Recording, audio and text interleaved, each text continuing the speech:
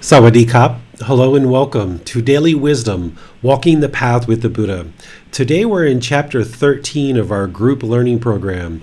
This chapter is titled Identifying Cravings, Cultivating Non-Clinging and Analysis of the Mind. It's chapter 13 in this book, Developing a Life Practice, the Path that Leads to Enlightenment. If you've been in this group learning program for any length of time, then you know that what we do is we progress each week. Each Sunday, we are diving into a various chapter and ensuring that we're helping you to develop your life practice by sharing the teachings of the Buddha.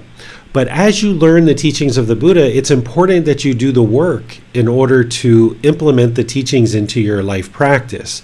There's this aspect of intellectual learning, which is reading books, listening to podcasts, coming to these online classes, watching the videos, seeking personal guidance with your teacher, and all these other methods and resources that I share in order to help you learn the teachings.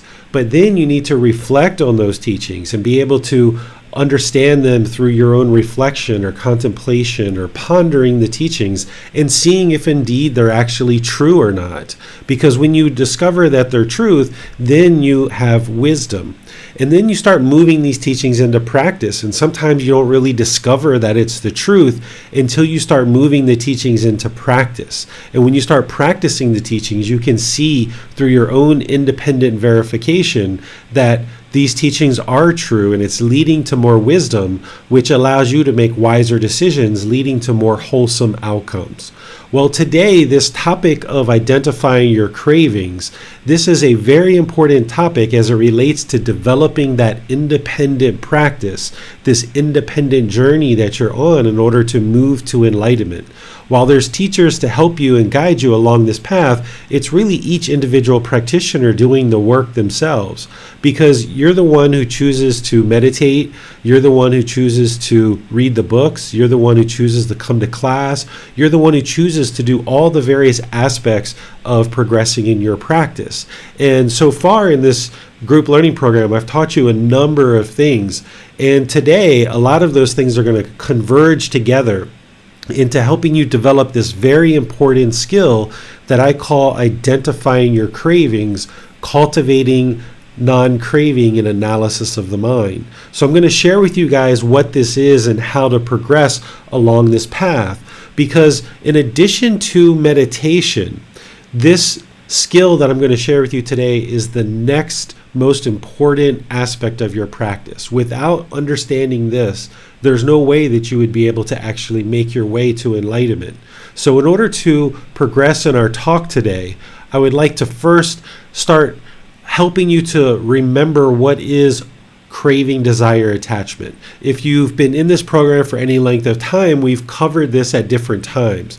But if you're joining us for the very first time, you might not have this understanding. So before we go into talking about identifying cravings, let me explain what craving, desire, attachment is and kind of build you up to the skill that I'm going to be sharing with you today for you to develop.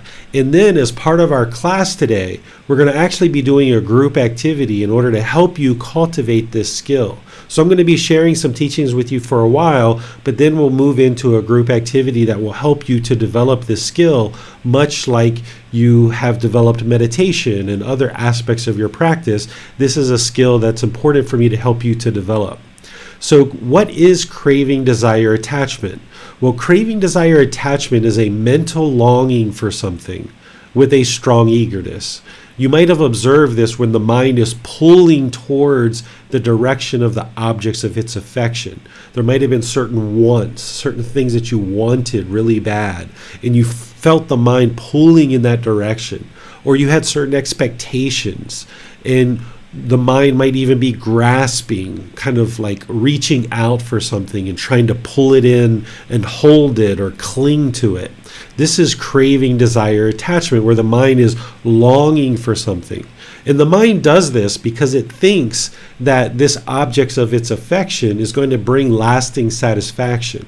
But in reality, what it is the mind is chasing after these pleasant feelings, and it's basing its pleasant feelings on some condition. So the mind sees in a magazine or on TV or a friend or somebody in the neighborhood has a new pair of shoes or a new car or some other item, and or you just come up with the idea yourself and you're like, oh, I just gotta have that. I just want that so badly. And the mind chases after this object of its affection, thinking that it's going to somehow bring lasting satisfaction. But in fact, what it does is it brings these conditioned pleasant feelings, this conditioned happiness, or this conditioned excitement or elation or thrill, euphoria. And it's conditioned on some impermanent condition, like new pair of shoes or a new job or a new friend or something else that you might be longing for, and you feel like if you just get that the mind will be content and peaceful. But it's not, because it's basing its inner feelings on this impermanent condition. But nonetheless, because the unenlightened mind doesn't have the wisdom, it lacks this understanding, it keeps chasing and chasing and chasing after the objects of its affection. And this is what causes discontentedness. If you've studied the Buddhist teachings on the Four Noble Truths, then you understand that the cause of all discontentedness in the mind is craving, desire, attachment. So those conditioned pleasant feelings, the mind is unstable, it's unsteady, it's shaken up. Or painful feelings like sadness, anger, frustration, irritation, annoyance, guilt, shame, fear. The mind is basing its inner feelings on some condition, and therefore it's now angry or sad or irritated or some other painful feeling. And we also experience feelings that are neither painful nor pleasant. And this is all based on craving, desire, attachment. The mind is having this mental longing with a strong eagerness, and because that's in there, the mind keeps getting shaken up over and over and over again until we eliminate the craving, desire, attachments. That's what actually solves the problem, is by eliminating craving, desire, attachments. But how could you eliminate them if you can't identify them? So that's what we're going to be talking about as part of today. This craving or desire or attachment is part of those three poisons, part of the three major problems that the Buddha discovered: craving, anger, and ignorance, or this unknowing of true reality.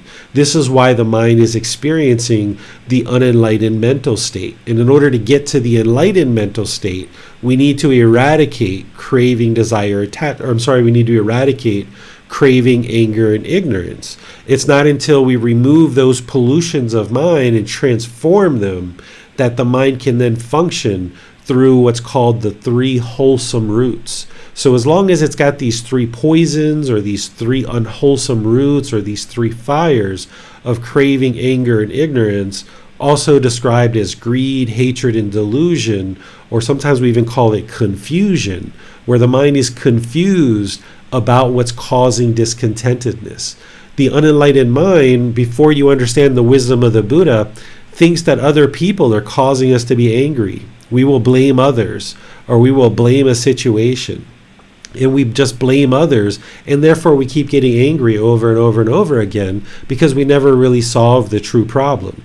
Because of this craving and this lack of wisdom, this unknowing of true reality, this ignorance, we go around trying to address the problem by trying to control other people and getting other people to do the things that we want them to do.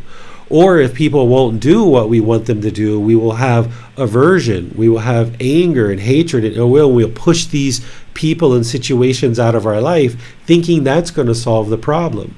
But we don't realize that we're just stuck in this cycle of continuous discontentedness going around and around and around. As long as we lack the wisdom of how to solve these problems in the mind, then we're going to keep experiencing the same discontentedness over and over, because it's the craving, desire, attachment that is the cause of the discontent mind. And over time, we can remedy this craving, desire, attachment. We can diminish it through practicing breathing, mindfulness, meditation, and generosity. These are things that I've taught in the past, that by having a regular practice of breathing, mindfulness, meditation, and implementing generosity into your life practice, you're training the mind to let go. Because the problem with craving, desire, attachment, and this clinging is the mind is longing, then it wants to hold on.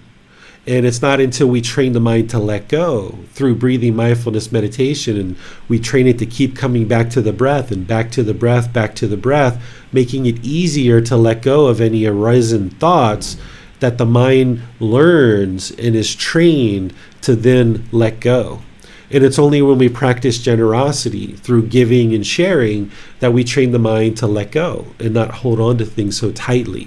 These are generalized trainings that we use in order to train the mind to eliminate craving, desire, attachment.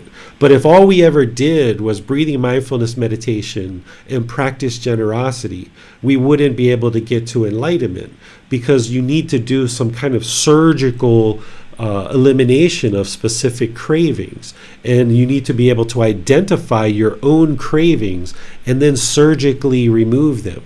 With breathing, mindfulness, meditation, and generosity, that's that generalized training to kind of soften up the mind and get it ready to release craving, desire, attachments. But it's not until you can identify individual cravings that you can then put together a plan to how to eliminate these cravings, so that you will no longer experience continuous discontentedness in the cycle.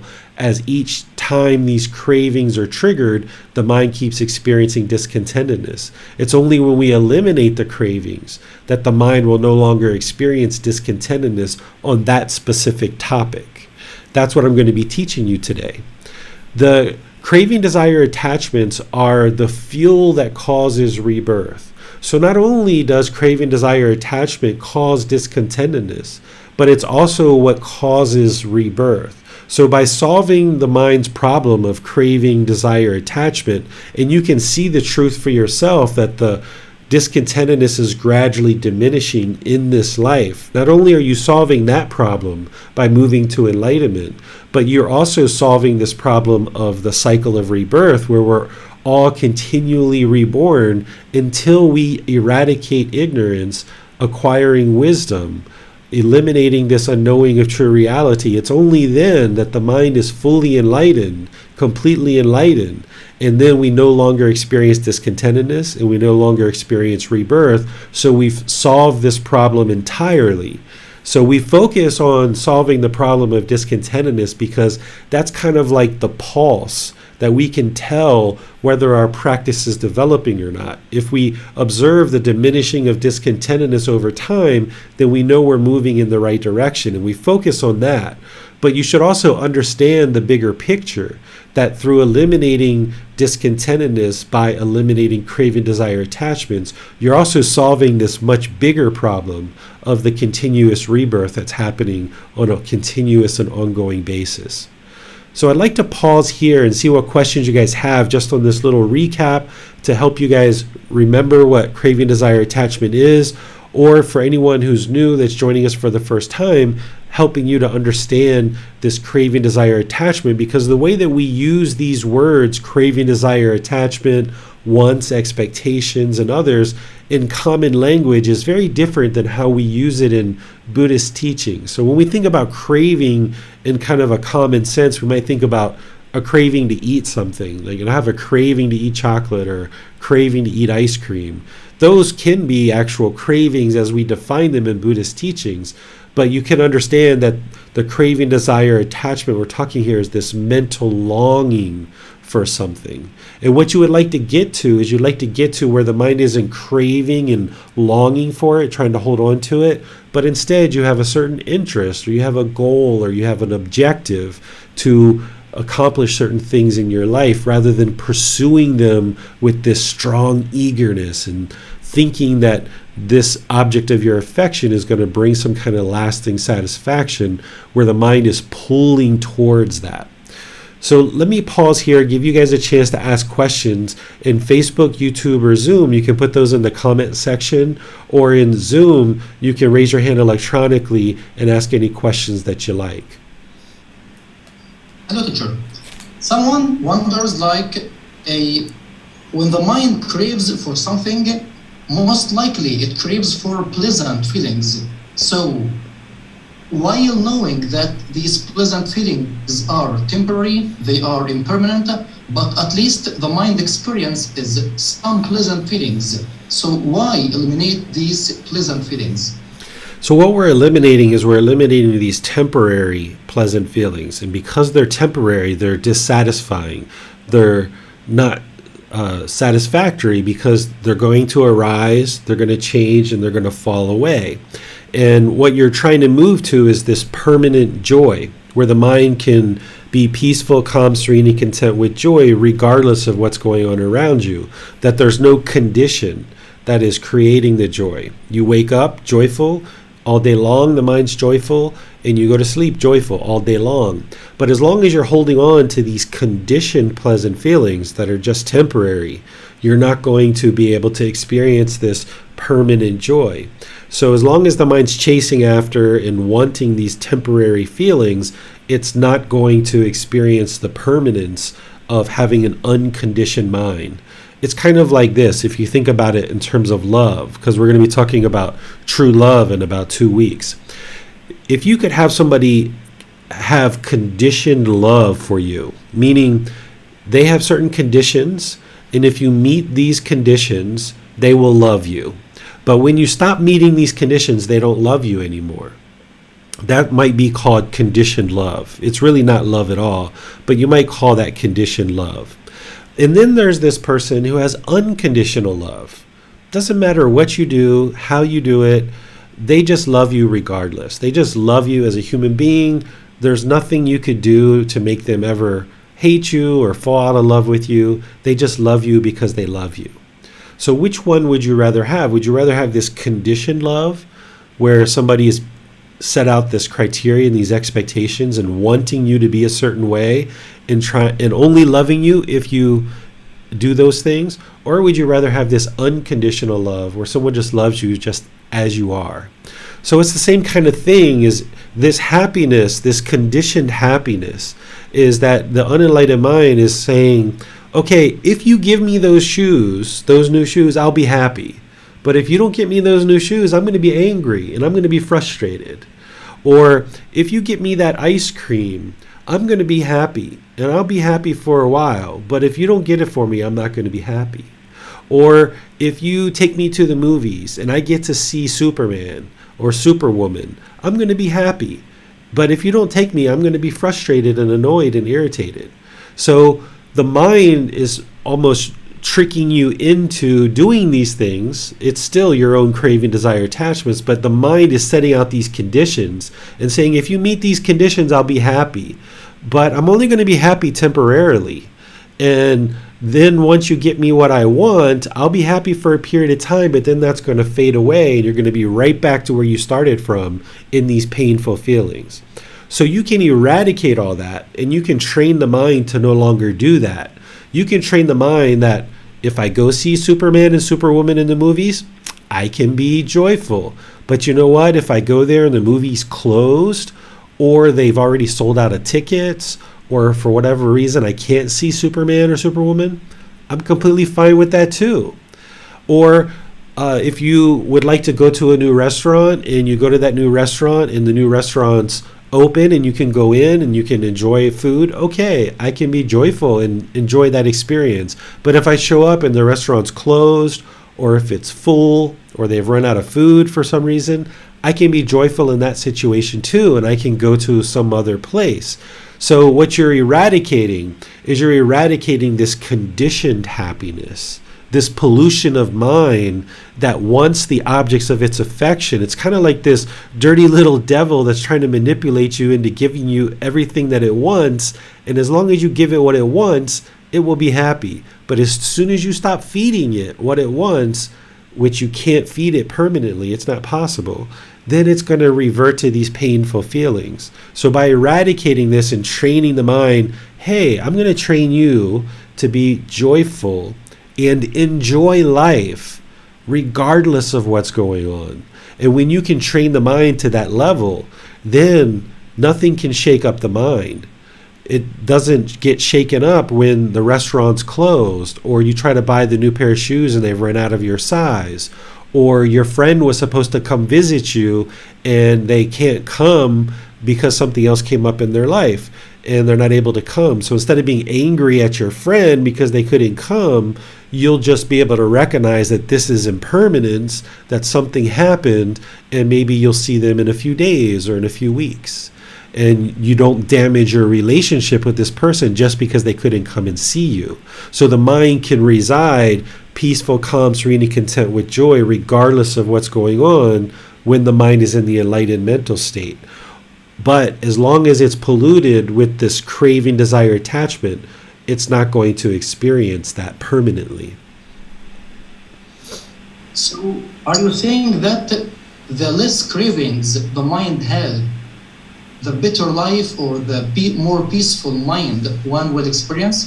Yes. So when you're meditating, what you're doing is you're training the mind through breathing mindfulness meditation to let go, to let go, to let go. And the more in your daily life that you're able to do that, you're going to see the discontentedness diminish, and you're going to see the peacefulness come into the mind. And this is also where you gain focus, clarity of mind, deep memorization, and clarity or concentration. Because when the mind is polluted with craving, desire, attachment, it's just selfishly chasing after its own desires, then it can't experience peacefulness. It also can't function with focus, concentration, clarity of mind, and deep memory, because it's polluted with this craving, it's polluted with this anger, it's polluted with this ignorance, this unknowing of true reality. So the mind struggles and finds it very difficult to function in life having focus, clarity of mind, memorization, and concentration. So it struggles in life. And when you clear out this craving, desire, attachment, you clear out this anger, this hatred, this ill will, this ignorance, this delusion, this confusion, this unknowing of true reality, and you purify the mind through training the mind, now the mind can function optimally. And now in your personal and professional relationships, you can really blossom in those relationships, and you can have more wholesome outcomes, because now the way that you're functioning is through the purity of mind with these wholesome qualities of generosity, loving kindness, and wisdom, rather than with the unwholesome qualities of craving, anger, and ignorance. Thanks, teacher. Let's go to Manan for Facebook questions. Yes, Denise has a comment on Facebook. She comments, I noticed today I want to sleep late and catch up on class later, but I realized that it was just a craving and I would later experience discontentedness. So I am attending class. This is new for me. Yeah, and that's essentially what we're going to be talking about today, is helping you, which you're already starting to do, Denise, is identify your cravings and know when there's craving there, and then know how to eliminate them. Because as I mentioned, breathing mindfulness meditation and generosity is this generalized training that you partake in on an ongoing, regular basis. It's a generalized training. But to really go in there with like a surgeon's scalpel and really kind of work with each individual craving and eliminate them, or the Buddha used the word obliterate them, that once you obliterate these craving, desire, attachments, then they can't arise in the mind because they're gone, and therefore discontentedness can't arise either. But how would you ever eliminate the craving, desire, attachments if you can't identify them? So it sounds like some of you guys are already starting to be able to do that. And with the guidance that I share with you today, that will help you to more deeply identify your cravings and then put together a plan of how to eliminate them. Because you can't just eliminate them typically just once. You can't just do one thing and then boom, they're gone. There's usually multiple things that you need to do in order to eliminate any one particular craving. Thanks, teacher. No more question. All right. So just talking a bit more about craving, desire, attachment, and what I have to share with you today is the number one goal of this path to enlightenment is to eliminate discontentedness. That's what you're working towards in order to get to this peaceful, calm, serene, and content mind with joy. This enlightened mental state is to eliminate discontentedness. And to eliminate discontentedness, we need to eliminate craving, desire, attachment, because that's what's causing the discontentedness. But as I've said a few times today, how could we ever eliminate craving, desire, attachments if we don't know how to identify them? So that's what we're going to be talking about as a connection to what we were talking about last week, about understanding the problem is craving and what's the solution. Well, what I'm sharing with you here is part of that solution. Identifying cravings is the second most important skill that you can have next to meditation. You wouldn't be able to attain enlightenment without meditation. Meditation is a required aspect of this path, and particularly breathing mindfulness meditation and loving kindness meditation. Those are the two forms of meditation that every practitioner is going to need. But also, you wouldn't be able to attain enlightenment without understanding what a craving is and knowing how to identify them and knowing how to put together a plan to eliminate them. So that's what we're going to be doing today in order to help you develop that skill.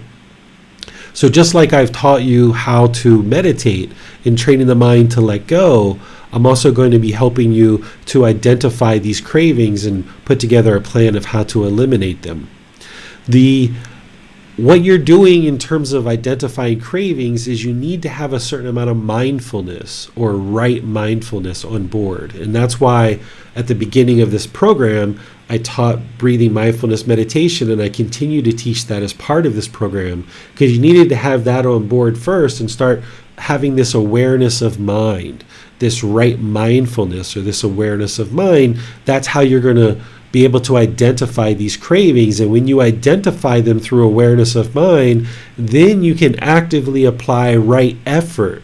Right effort is to eliminate unwholesome qualities and arise wholesome qualities.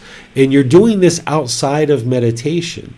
Because remember, meditation, you wouldn't be able to attain enlightenment without meditation, but you also wouldn't be able to attain enlightenment with only meditation either. Your training of the mind is happening outside of meditation too. When you're at work or when you're at home or when you're doing other things, having right mindfulness and awareness of mind, the Buddha says that right mindfulness or mindfulness is useful at all times. All waking hours, essentially, is what he was saying, is that you should always be practicing awareness of mind. And then when you're aware of the craving, desire, attachments, and you know how to identify them through what I'm going to share with you today, you can then apply right effort to cut those off and eliminate them so that they will no longer arise discontentedness in the mind ever again. By eliminating these individual cravings through identifying them in analysis of the mind, then you're able to eliminate them once and for all and liberate the mind, or bring it freedom from experiencing continuous discontentedness.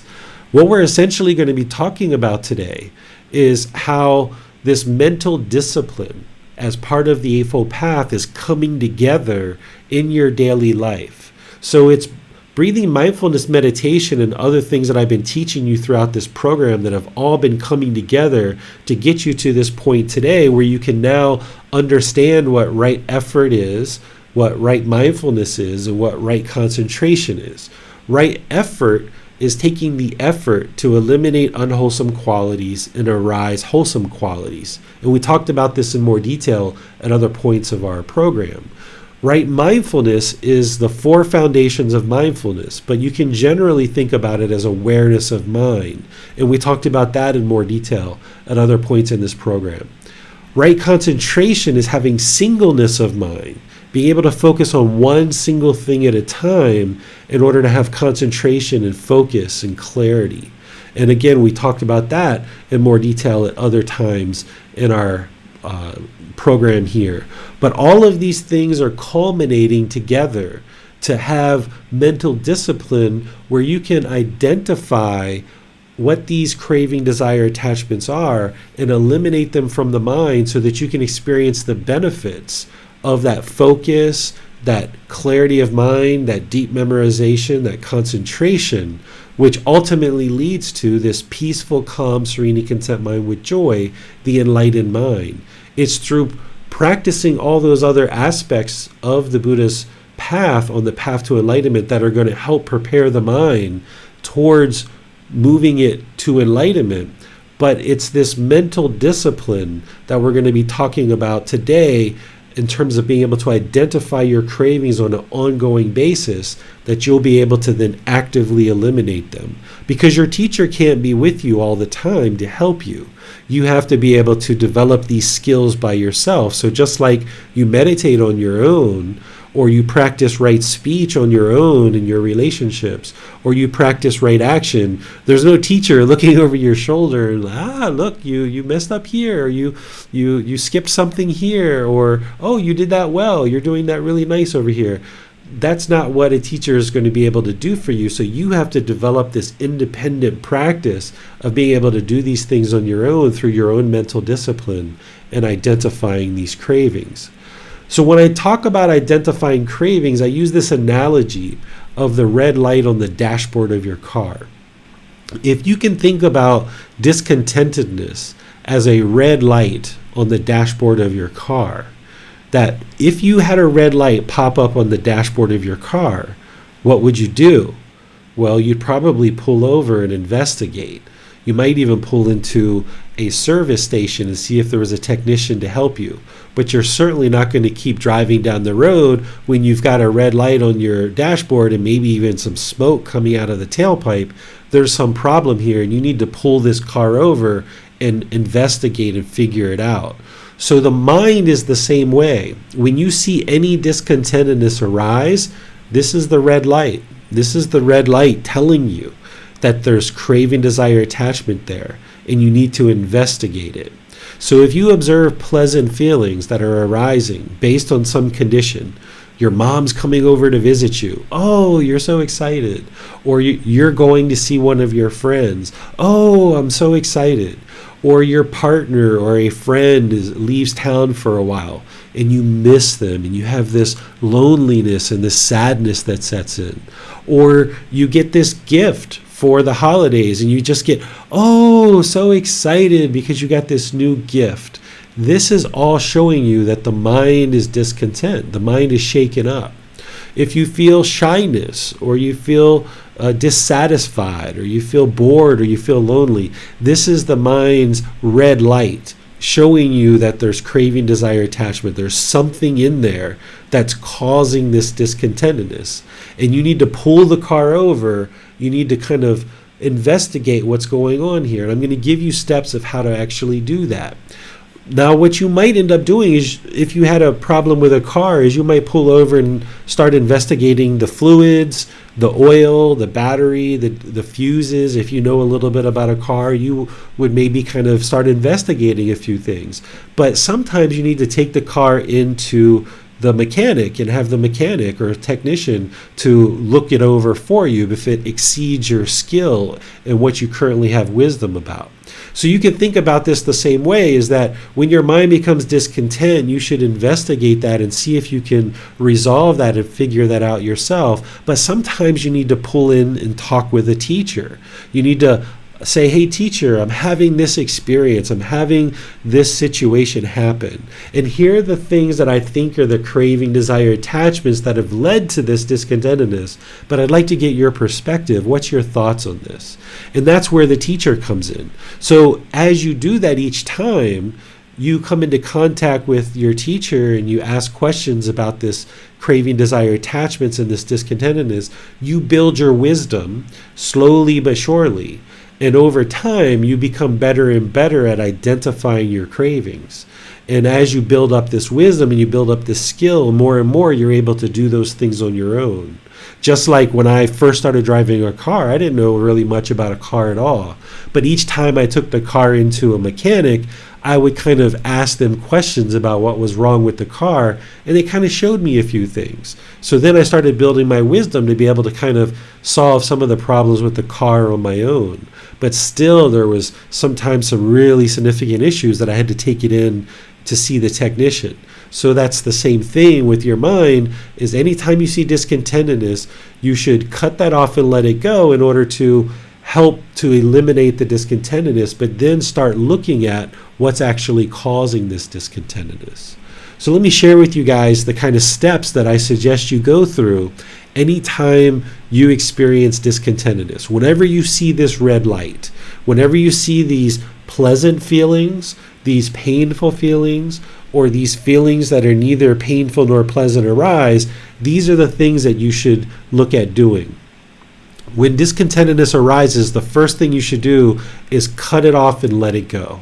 If you can observe it as bodily sensations, that's the best place to cut it off and let it go. Because before the mind becomes excited or euphoric or elated, there's going to be some bodily sensations that is alerting the mind that this discontentedness is about to arise. If you can cut it off there and let it go, that's outstanding. Or if the mind is about to become angered or frustrated or irritated, there's some bodily sensations that you may or may not be aware of right now. But if you start looking into this, there's bodily sensations associated with painful feelings, and if you can observe it there and cut it off and let it go, that's ideal. Even boredom and loneliness and shyness. Have you ever heard or have you ever experienced what people call butterflies in the stomach? Like if you were going to do some public speaking or some performance, someone says, I have butterflies in the stomach. This is the bodily sensations associated with shyness that is arising, those neither painful nor pleasant feelings. And if you can cut off this discontentedness at the bodily sensations and let it go, that's ideal because you save yourself from those becoming feelings in the mind. Because if they move past the bodily sensations, this discontentedness is going to become feelings in the mind. And still there, you can cut it off and let it go. But if you can't cut it off and let it go there, it's going to affect the condition of the mind for a few hours or for a few days. And still, you can cut it off and let it go there. But if you don't cut it off and let it go there, it's going to form mental objects. These are more deeply rooted in the mind. These are things like ill will or complacency, things like that. And this is what's called the 4 foundations of mindfulness: the bodily sensations, feelings, the condition of the mind, and mental objects. This is essentially the life cycle of discontentedness, that these are the stages that it goes through. If there's craving, desire, attachment in the mind, discontentedness is going to arise. First, you're going to observe the bodily sensations, then it's going to become feelings in the mind, then it's going to affect the condition of the mind more long term, more kind of short term, like a few hours or a few days. Then, if we don't cut it off there, it's going to create mental objects, which is going to affect the mind more long term.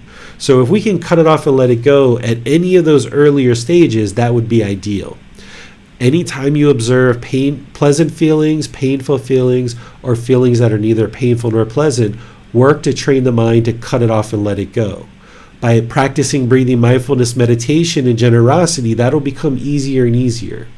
And once the mind has let go of any discontentedness, then you can move into number 2, which is reflect on what cravings, desires, attachments led to the discontentedness. So if there's pleasant feelings in the mind, there's some cravings, desire, attachments there that led to it. So if you got really excited when your mom or dad or friend came to visit you, that shows you that you have craving, desire, attachment towards people coming to visit you, perhaps towards your family or friends. You might have a certain self-image that you're trying to uphold and you want them to see your new house or some new items in your house. You have to investigate this for yourself.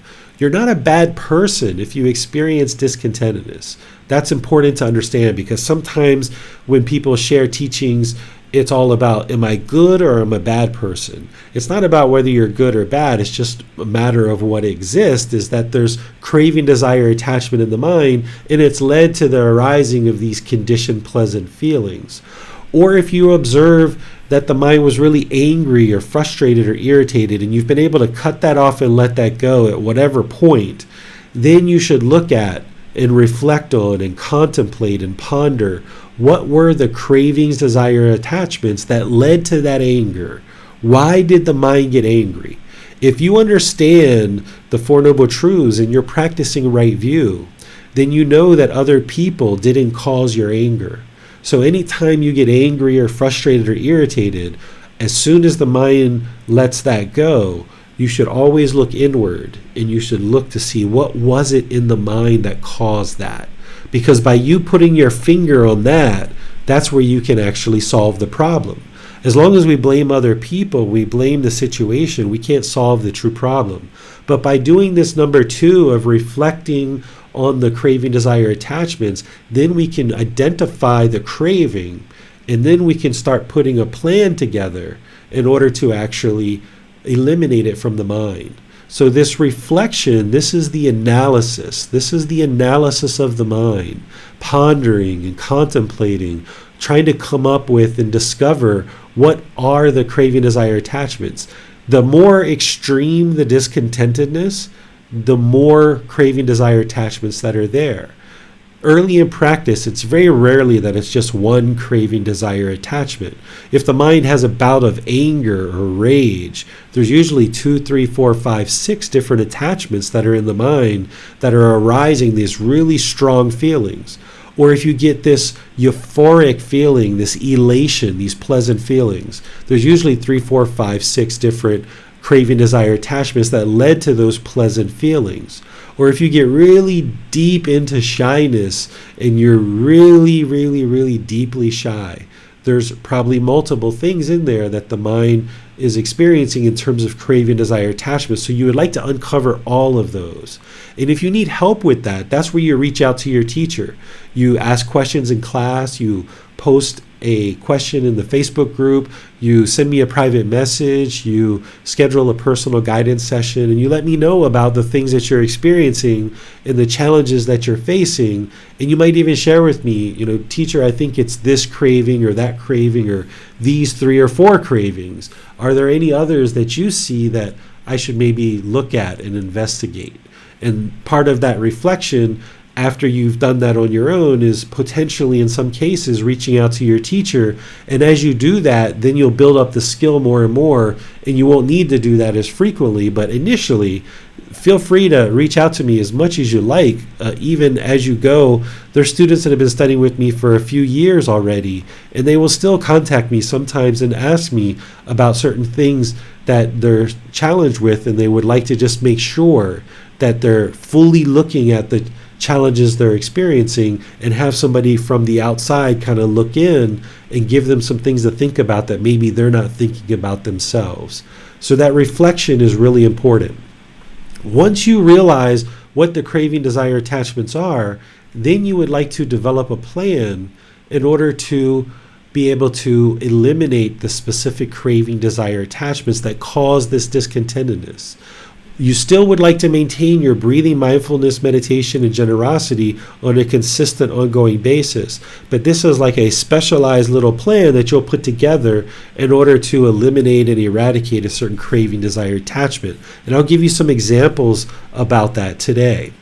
And then each time you see this red light pop up, this discontentedness arise, whether pleasant feelings, painful feelings, or feelings that are neither painful nor pleasant, just repeat this process over and over and over again, and eliminating these craving, desire, attachments, involving a teacher as you need help.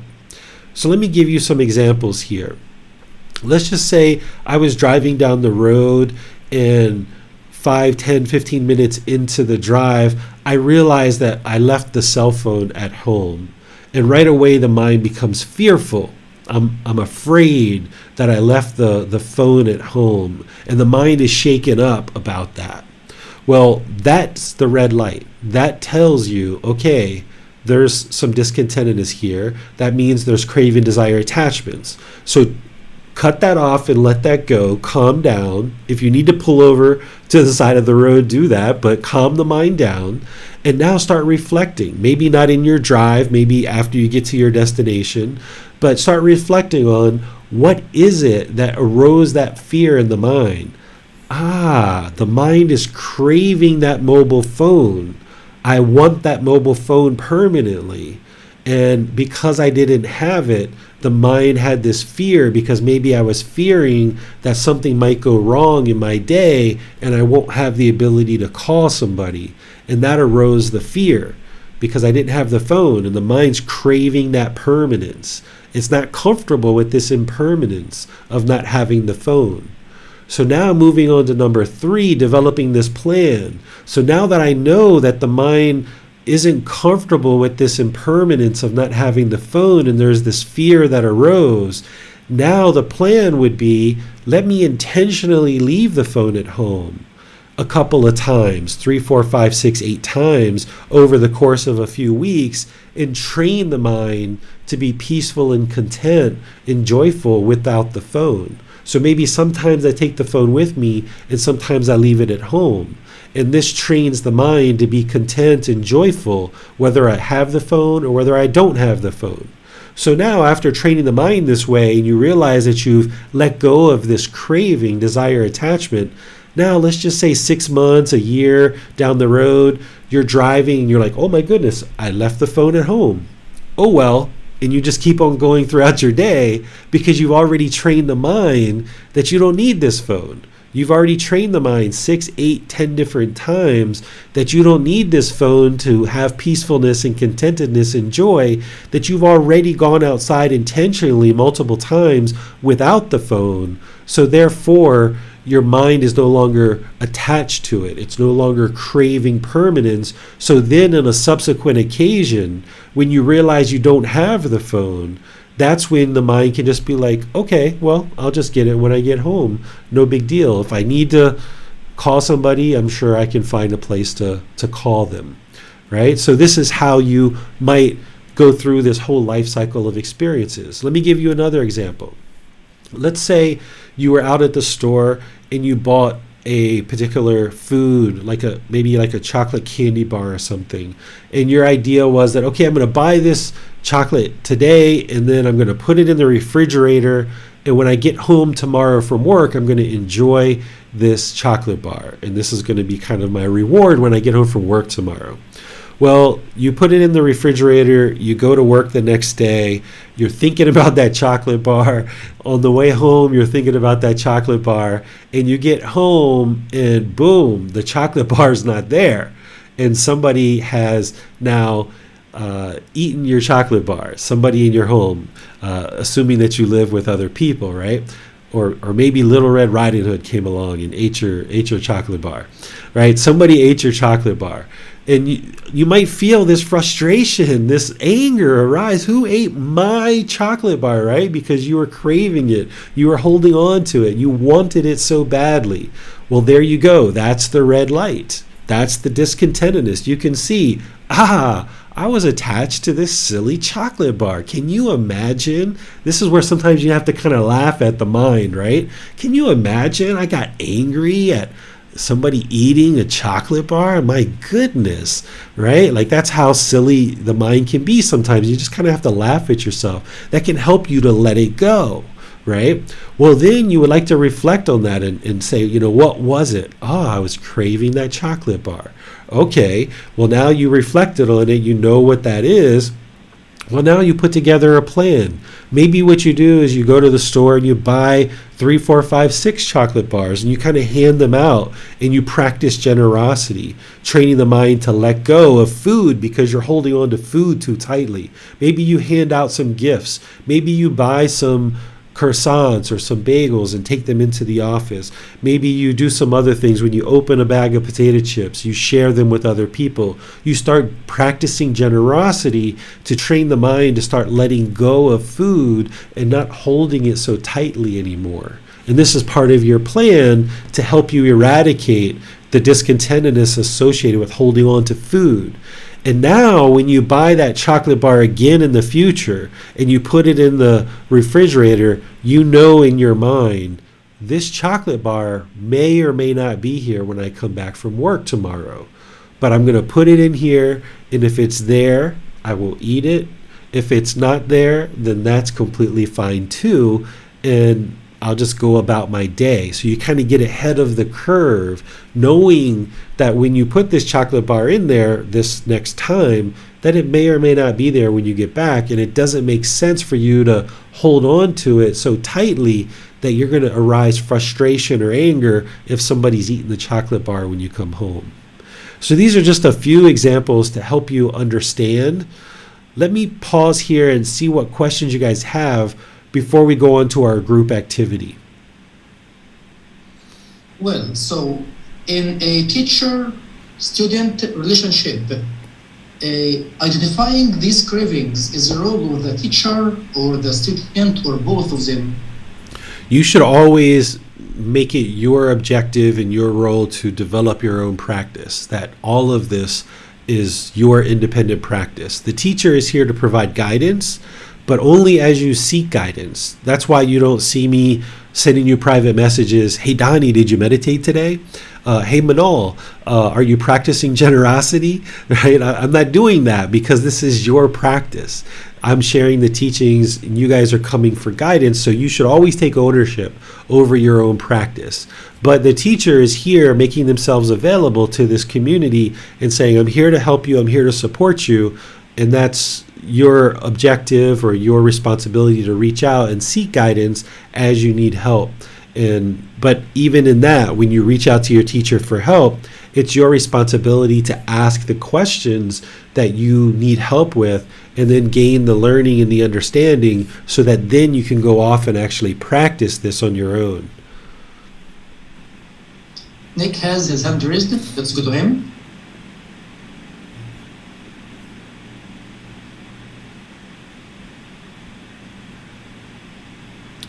Nick, we can't hear you. Your mute's on. Hello, teacher. The Zoom just froze. Oh, okay. Okay. I have a question about mobile phone, using that example.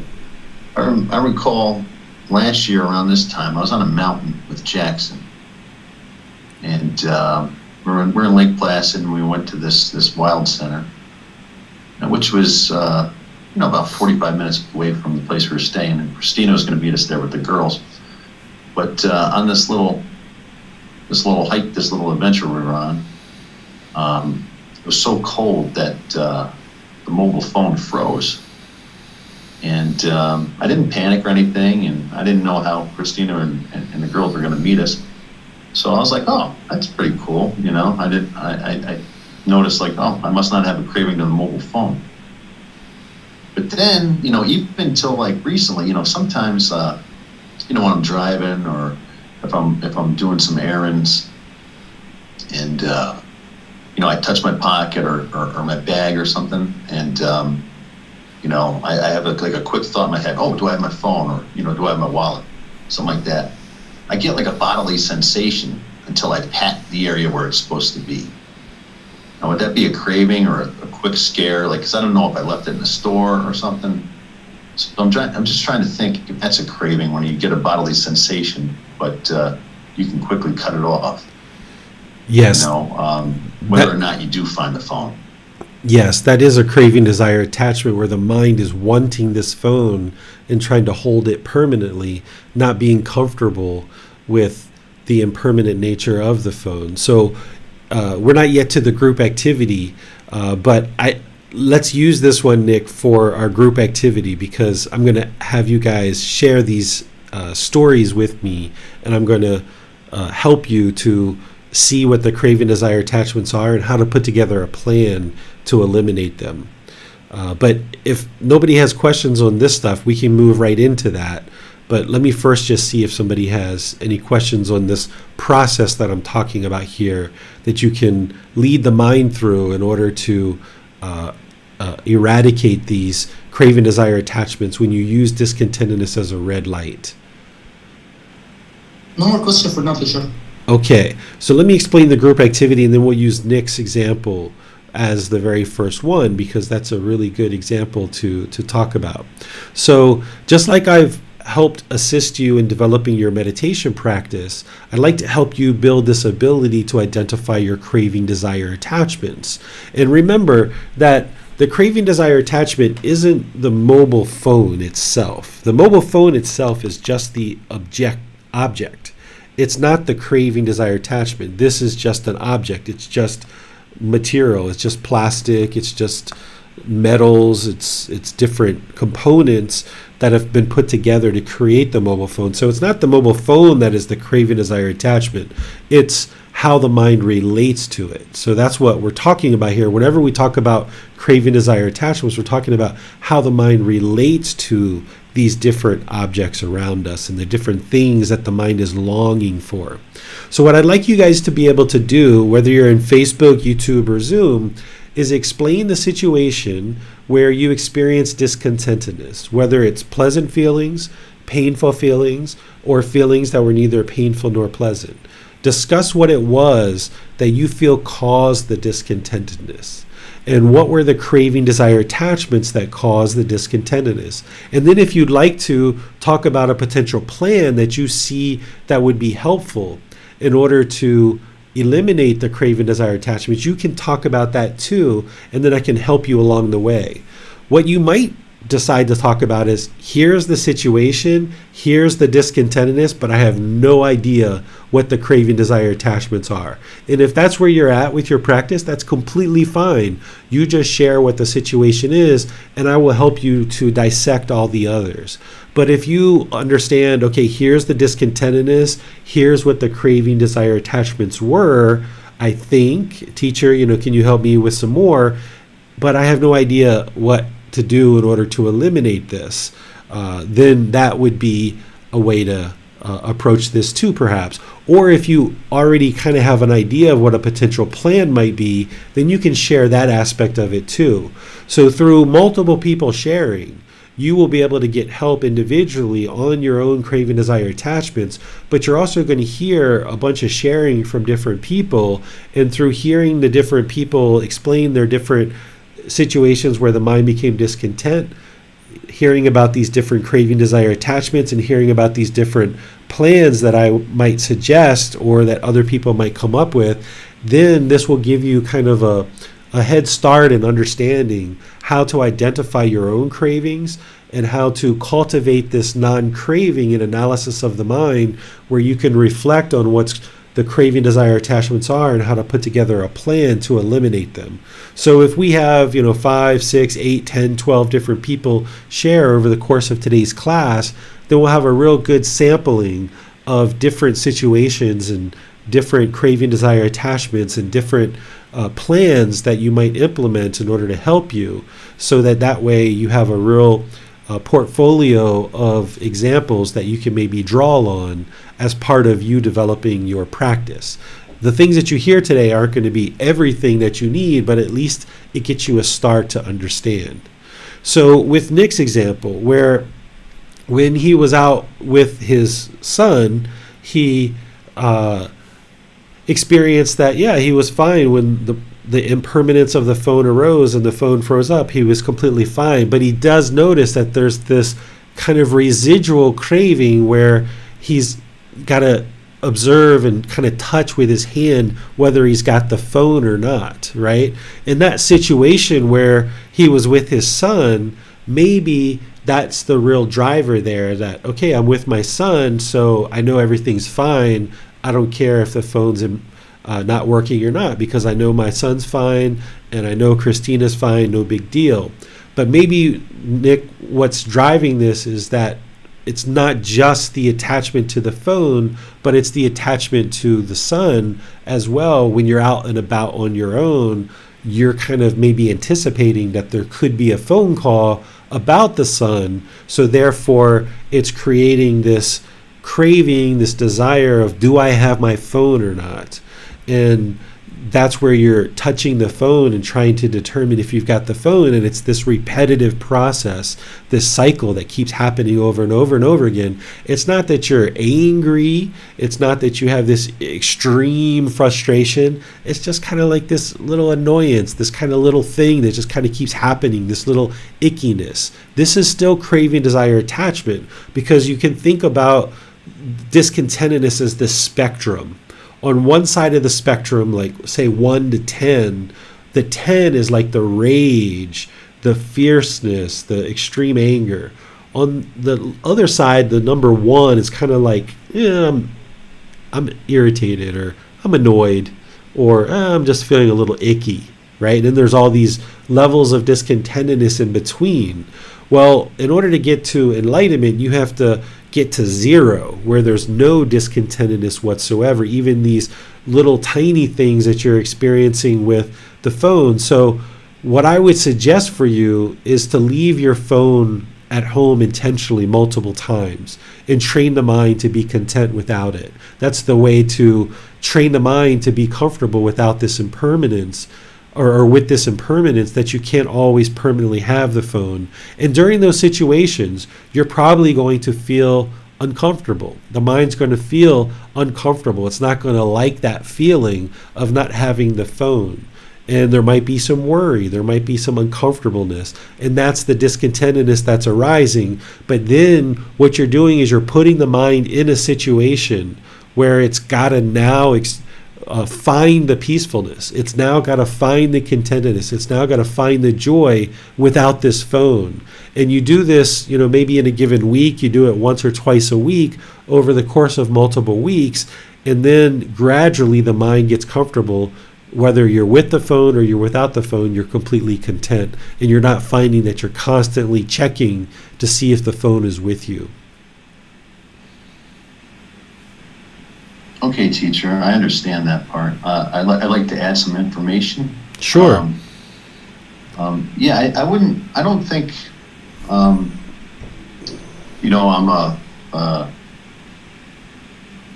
just by leaving it, I don't think that would pertain to this situation, because I read that in the chapter in the book, and I was like, okay, but this is why I asked the question, because I think this scenario is just a tad different.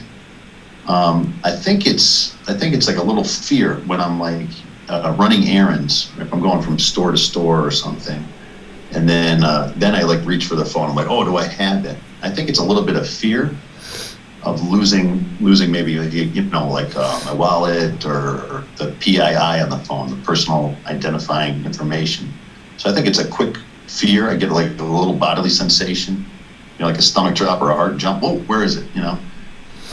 But it's not like when I'm just walking around the house, I gotta have it. I leave it all over the place. So I don't think just leaving it at the home when I run errands would help, because I think it's when I'm doing the errands, the fear kicks in, oh, do I have it? Did I leave it at the last place I was at? If that makes sense.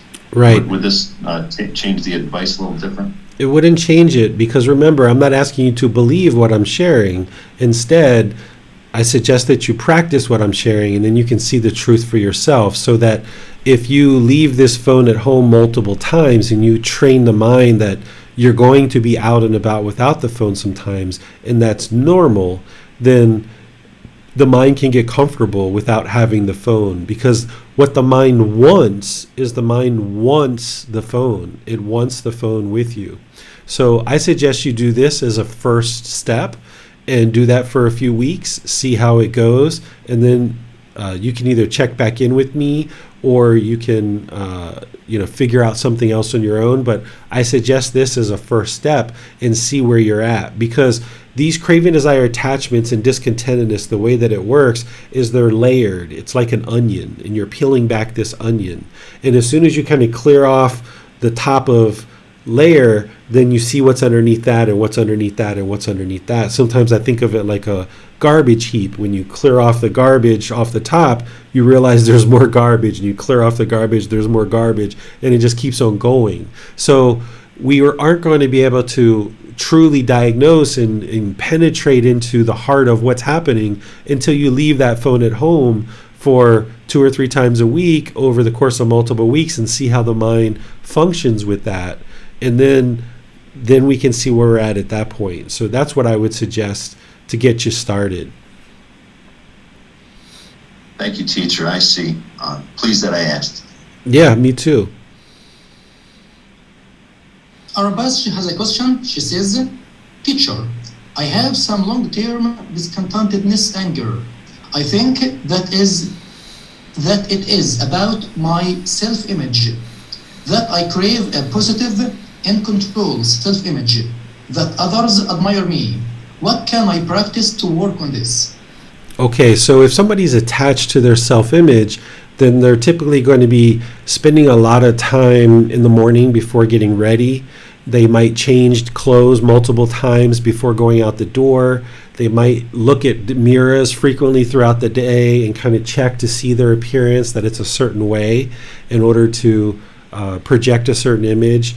This person might be really into their hair or their makeup or jewelry or purchasing clothing and these kind of things. So one of the things that you can do, and there's a lot of things that you need to do in order to eradicate this, but one of the things that you can do in the situation is you can stop paying so much attention to the self-image. Is you can take your clothes, whatever clothes you have, and you can just make stacks of shirts and pants or shirts and skirts or whatever it is that you wear, and just stack them up. And rather than standing in front of your closet and selectively going through and using a lot of time to figure out which items you might wear in a given day because you're trying to project a certain self-image, instead just select the clothes that are on top of the pile. If you folded your clothes and put them on a pile, just select the ones that are on top and wear those. Don't allow the mind the opportunity to choose what you're going to wear. That's one aspect. If you're noticing challenges with clothes, or if it's that you're looking in the mirror a lot, then you've got to get rid of your mirrors, in terms of if you're carrying one around in your purse or your handbag or in your pocket or whatever, you have to get rid of those. Or if you're wearing a lot of makeup, you need to really diminish and start to not wear makeup. These different things, I would need to understand more of what it is about the self-image that you're looking to project, and you need to strip these things out of your life. And it doesn't have to be permanently that you're stripping these things out of your life, but you need to strip these things out of your life for at least 3 to 6 months on a minimum side, and then more long term, more like a year or so, because the self-image takes a long time to eradicate that from the mind, that the mind's holding on to it. So you need to really strip away all these different layers. And if I understand more, if you'd like to share today or you'd like to share another time, more about what is it with the self-image that the mind is trying to project, whether it's clothing, jewelry, makeup, hair, or what have you, because then that tells me what things you need to be stripping out. But you might know this without needing to even share it, that you can just strip these things out of your life, go 3 months, 6 months, a year without these things, implementing things like just selecting clothes off the top of a pile, and then not allowing the mind to project this self-image out into the world. This is one of the ways that you can reduce and eliminate the projection of a self-image into the world, and train the mind to let go, that you can be peaceful and content going out into the world wearing any clothes, looking any particular way, it doesn't matter, and you can just be completely peaceful and content with that. But in order to do that, you have to kind of set up your environment in such a way that it doesn't give the mind an opportunity to choose how it's going to look when it goes out into the world. Seems that our pastor has some further question. Let's go to her. Oh, thank you, teacher. Thank you, Basim. So I think it's more about that I have trouble when I perceive that other people are criticizing my speech or my thoughts, my suggestions, my ideas, not particularly what do I look like, but more that they're criticizing my mind or my I guess, what I have to say or what I think. So I feel like I have this craving that others think that I'm smart or that I am thoughtful, that I am a person whose advice is wise, this kind of thing, rather than what do I look like. Yeah. Okay. So so that helps. So this is like, what you need to do is you need to train the mind to become a nobody, right? What the mind wants to do is the mind wants to be somebody. We're taught all our life, like, you've got to be somebody, you've got to leave your mark on the world, you've got to do this and you've got to do this, you've got to be a productive person, you've got to accomplish these things. And if we don't do those things, then we feel like we're lesser of a person. So you've got to train the mind to be a nobody, and not to identify with this label of the name, to not identify with being intellectual or being smart or wise, and letting that go. And in certain situations where people might say something and you feel like you have wisdom to share, and normally you might share, you need to pull the mind back and be like, no, I'm not going to share today. And not allow the mind to project its smartness in that situation. So I think you work in a university, in a college, and I imagine there's professors and students talking about intellectual things at different times, and it might catch your ear, and you might typically share something that is your thought, and you're kind of expecting a certain acknowledgement, or at least not a degrading of your opinion. Well, what I would suggest you do for a period of time is, in situations where you feel the mind pulling towards wanting to share, is that you don't share and you pull back. Now, if it's a situation with your boss or something that's really related to your performance of the job, of course you need to do that. But in those situations where it's optional, where you're not really required to share, but the mind wants to share and look wise to others, instead pull the mind back and don't allow it to share, and get used to not sharing.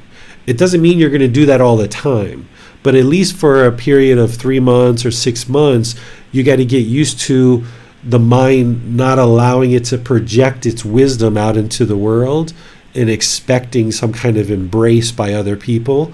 And the way that you do that is, when the mind wants to share, you just pull back and be like, no, I'm not going to let you do that today.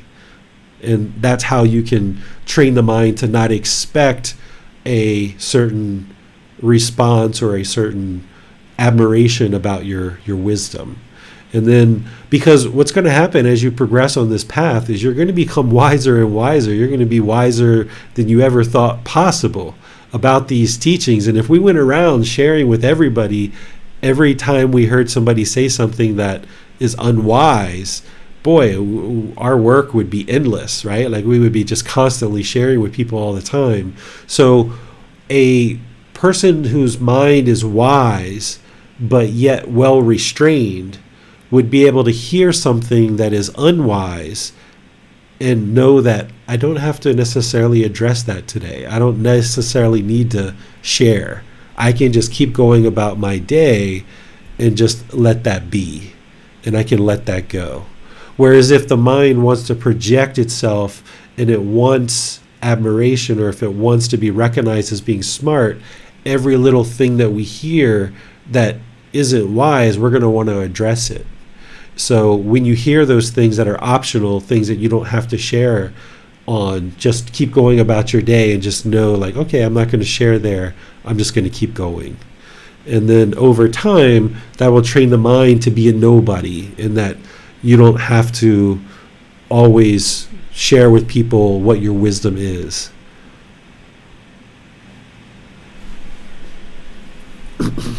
Well, let's go to Manal for Facebook questions. So we have a question from T. This question came in right before you described the group activity, Teacher David. Okay. Her question is, oh, sorry.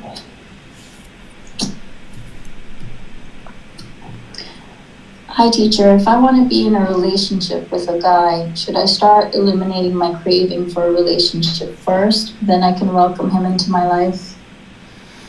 Yes, that's best, because as long as there's craving, desire, attachment for a relationship, we're going to have a tendency to sabotage that relationship. And we're going to be talking in 2 weeks about practicing true love and how to have relationships where we're not sabotaging them and we're not crushing them. Because as long as there's craving for a relationship, it's going to cause us difficulties and cause us trouble. If you would like to have a relationship, go ahead and have a relationship. I wouldn't tell you to have one or to not have one, because sometimes there's a lot you can learn by being in a relationship. And there's also more than one way to eliminate a craving, desire, attachment. You can do what we're talking about here, which is completely eliminated through active training. But the other way to eliminate a craving, desire, attachment is to actually fulfill it. So if I have this desire this craving to go to Vietnam, and I just want to come to Vietnam so badly because I've never been there before. I can either do what we're talking about here, which is actively eliminate the attachment from the mind, or I can just go to Vietnam, see what Vietnam's like, explore it, and then that's extinguished the craving because I know what it's like now. But the problem becomes is now I want to go to the Philippines, or I want to go to Japan, and I want to go to all these other different places. So if you have a craving for a relationship, sometimes the way to fulfill that and to eliminate that, or I should say, if you have a craving for a relationship, one of the ways to eliminate that is to sometimes fulfill it and actually have a relationship. But just keep in mind that in order to have a successful relationship, you're going to need to get to the point where you understand what true love is, and that you can practice true love so that you don't sabotage and crush the relationship, so that it can actually be successful and have a wholesome outcome. And if you're practicing that way and your partner is practicing that way too, then you can have a very successful relationship together that is very helpful for both of you guys. But until your mind understands what having love without attachment is, then what we think love is in the unenlightened state actually isn't really love. It's actually craving, desire, attachment. And that's where we end up sabotaging our relationship. So in 2 weeks, when you hear more about what love is, you'll be able to more fully understand that and then start learning how to practice it so that you can have successful relationships, not just with a life partner, but even with your children and your parents and other people around you. Those are all the questions on social media. Well, one common situation that maybe many of us experience is that we live in communities where most people are not practicing these teachings.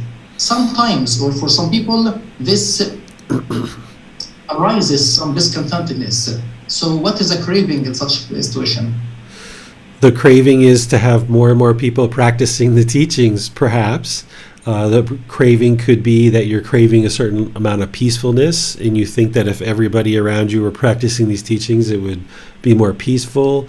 There's oftentimes multiple cravings in the mind. And in this situation, you have to train the mind to know that it's not possible for everybody in your community to be practicing these teachings to the level of depth that you're learning. You have to let that go, right? So what I would like you guys to have the opportunity to do is share situations where your mind is discontent. Don't be shy. I know that you guys get frustrated. I know you get irritated. I know you get annoyed. I know you have, maybe extreme happiness and excitement in certain situations. Maybe you have shyness. Maybe you have boredom or loneliness. Maybe you have certain fears or guilt or shame that comes into the mind. Share what those experiences are. If you can think about the most recent time that you were frustrated, or the most recent time that you were angry, share what that experience was, what the situation was, and if you know what the craving, desire, attachments were, share those as well, so that then I can help you to identify more fully what those craving, desire, attachments are, and then you can understand how to put together a plan to eliminate them. This is what's going to help you to build this skill. So don't be shy, because your teacher already knows that you're having discontentedness, or else you wouldn't be in class learning with me. So share those situations with Facebook, YouTube, or Zoom, or you can raise your hand in Zoom, and then it'll give you a chance to learn. Marcia says, Teacher David, I have attachment to an outcome I have to control over. My dog has been operated on for a torn ACL as he was limping badly. The operation may or may not be successful, and consequently, I have worry each day, which is making me irritable for 2 months. I have had to monitor him that he does not jump. I am sleeping on a mattress on the floor with him, run, climb stairs, etc. I still have 1 more month to go. Can you give me some advice, please? Yeah, so in this situation, you obviously need to take care of the dog. That's showing loving kindness and compassion to the dog. So in this situation, it definitely sounds like there's attachment, right? The mind is holding on and clinging to the dog. So if your dog can return back to health, you know that you need to eliminate this craving, desire, attachment. And what you would like to do is distance yourself on certain situations, on certain occasions from the dog to train your mind to let go. And that might mean that you put the dog in the care of someone that you can trust, and you can go away from the dog for periods of time, or you can have someone take care of the dog while you go away, or if there's places that you can hire to take care of the dog for a period of time, even though you maybe aren't going anywhere. Maybe you're just staying at home, and you can put the dog somewhere else and train the mind to not be around the dog, because you're used to being around the dog like a child all the time. And the way to train the mind to let go of this other being is to distance the mind from this dog on multiple occasions. So if like this was a child, I would say, have your child do a sleepover at somebody else's house on certain in certain situations, maybe a couple of times a month or a couple of times every 2 months, to train the mind that you can trust other people and your child's going to be okay in the care of other people. So the dog's the same way, is that you need to put this dog in the care of other people and step away from the dog for a few days, a few weeks, and train the mind to create some distance here and realize that you can go on with your life with the dog or without the dog. And you're probably going to need to do this multiple times.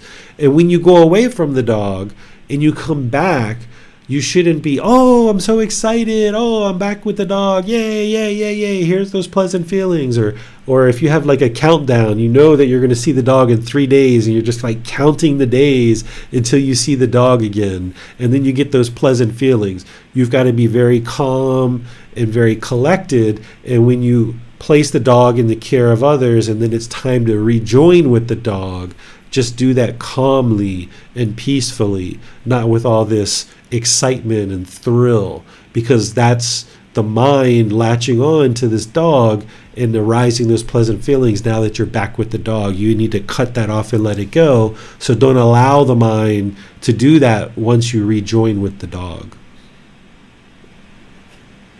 Our passage writes, the most recent frustration.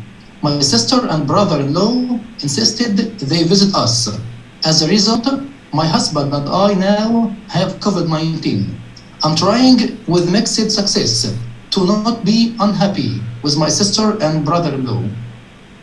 Okay, so here, this is the mind craving permanent health, right? Thinking that this physical body is going to permanently be healthy. As you might be able to hear, I'm a little bit sick here as well.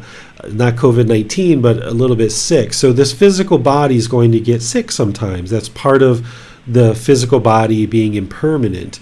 There might also be another level of discontentedness there, because it is COVID-19 and there's always the potential of death, which it doesn't sound like that's going to be the case here, but there's always that potential. So there could be this fear of death that's in there, and the mind's holding on to this physical body and holding on to this world. So you have to train the mind to let go, realizing that this physical body is impermanent, that your brother-in-law or sister-in-law or whomever didn't intentionally give you this illness. It just happened as a part of their visit. And that now that this physical body is impermanent, you have to recognize that, and recognize that you've been sick many times in your life. And those, while the health is impermanent, the sickness is impermanent too. You can get over this. So one of the ways to let go of this physical body and to let go of the world so that you're not afraid of death is to actually contemplate your own death. We're going to talk about this as part of chapter 17, which is coming up in a few weeks, where I'm going to teach you how to confront your fears. And this is part of how to eliminate the craving, desire, attachment. So I'll just give you a little bit of preview of that. So what you would like to do is sit down quietly with yourself and contemplate your own death as if you've actually died, almost convincing the mind that you've died, almost like you're a fly on the wall at your own funeral.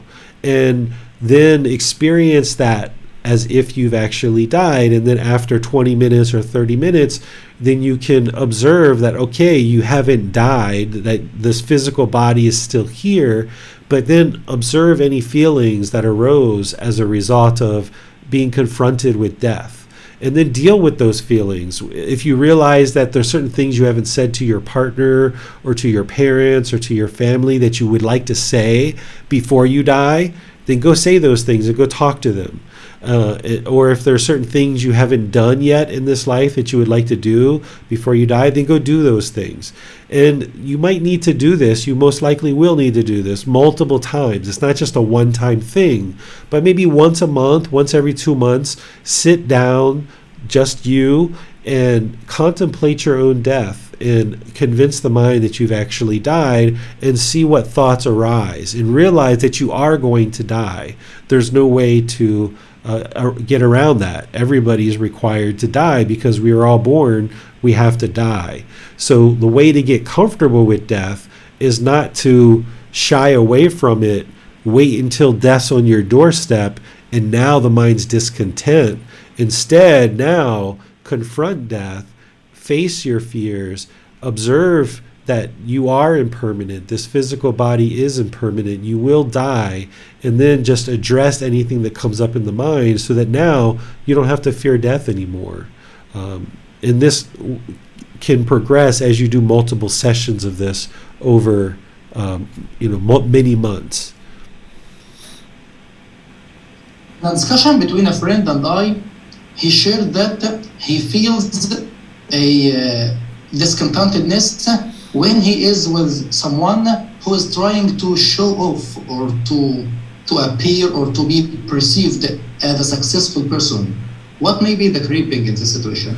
Okay, so this is your own arrogance. This is your own conceit, your own pride, right? This is how the unenlightened mind works, is it wants this pecking order, right? And if somebody else tries to be the alpha male or the alpha female, you're like, no, you're not the alpha male, I'm the alpha male, or I'm the alpha female, right? And the mind wants to be on top, and it wants this pecking order.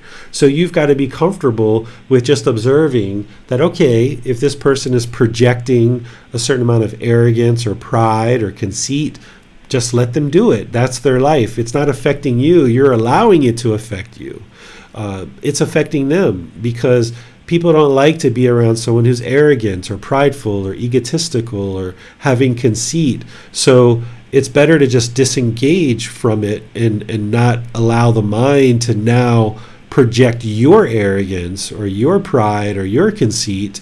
Your ego comes out because somebody else's ego comes out. So you need to just let go and allow that person to do whatever they're choosing to do, and not allow your mind to get absorbed into, no, I want to be the alpha male or I want to be the alpha female, because that's only going to result in harm to you, into your own practice. So just like I was sharing earlier, focus on being a nobody.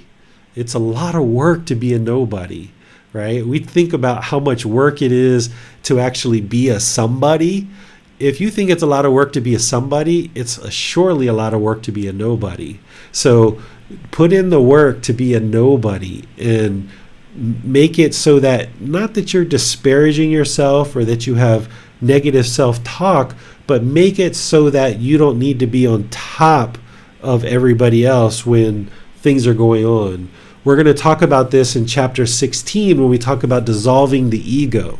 I've got a whole bunch of things that I'm going to share with you about how to dissolve the ego, because here what this chapter is about is like individual craving, desire, attachments, like mental longing for things like a phone or children or certain situations. But what you guys are starting to ask questions about, which is fine, is the individual fetters, which is like personal existence view, conceit, the fear of death and things like this. These are all things related to the fetters, which is great if that's what you guys would like to focus on.